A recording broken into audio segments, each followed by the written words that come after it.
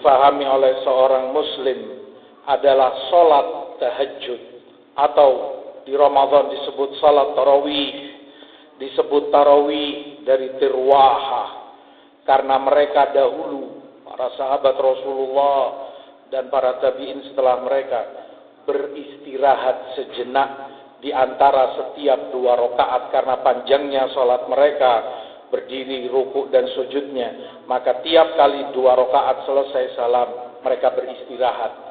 Adanya istirahat di setiap 2 rakaat, maka disebutlah itu salat tarawih.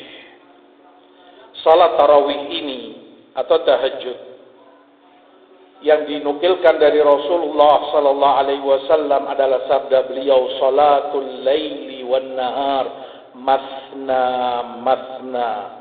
Salat sunnah di siang ataupun malam hari termasuk tahajud adalah 2 rakaat, yakni 2 rakaat salam, 2 rakaat salam, demikian sunnahnya. Kalau kita perhatikan sabda Rasulullah ini, salat malam ataupun siang 2 rakaat, Rasulullah SAW tidak membatasi, tidak memberi batasan baik waktunya maupun jumlah dan pelaksanaannya. Artinya dari hadis ini tidak sedikit dari fuqaha dan para ulama a'immah Islam yang memahami bahwa boleh seorang hamba itu sholat lebih dari 11 rakaat, karena Rasulullah menyebutkan secara umum 2 rakaat sampai berapa tidak ada batasnya.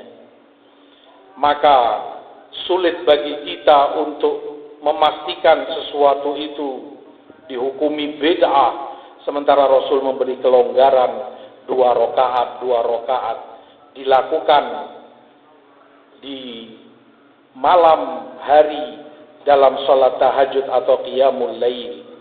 Yang kedua, Rasulullah juga di dalam hadis ini hanya menyebutkan 2 rakaat salat malam itu. Kapan pelaksanaannya? Juga tidak ada batasannya.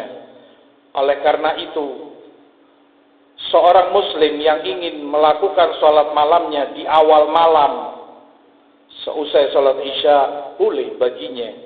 Atau yang ingin menunda pelaksanaan salat malamnya di akhir malam, terutama itu sepertiga malam yang terakhir di waktu turunnya Rabbul Alamin ke langit dunia, mengabulkan doa-doa hambanya dan memenuhi permintaan mereka, maka baginya pun boleh melakukan itu. Tidak dibatasi waktunya, semuanya adalah malam, dari setelah tenggelamnya matahari sampai terbitnya fajar, itu semua malam. Berarti masuk dalam sabda Rasul, salatul lail, salat malam. Boleh engkau lakukan seusai Isya ataupun di tengah malam. Boleh kamu lakukan di waktu manapun yang lebih ringan atau yang kamu sukai, selama itu ada tuntunannya di dalam sunnah Rasulullah sallallahu alaihi wasallam. Fala tuhajjihu wasi'a, maka jangan mempersempit sesuatu yang luas.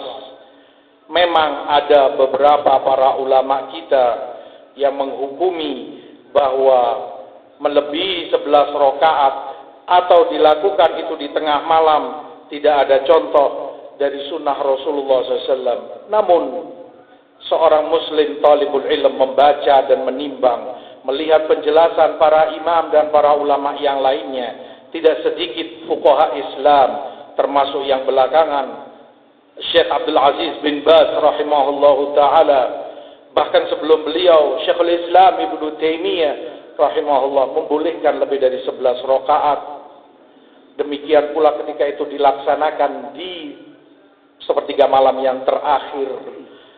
Arti dari semua ini, ada perbedaan di kalangan ulama kita, ada perselisihan di kalangan fuqaha kita.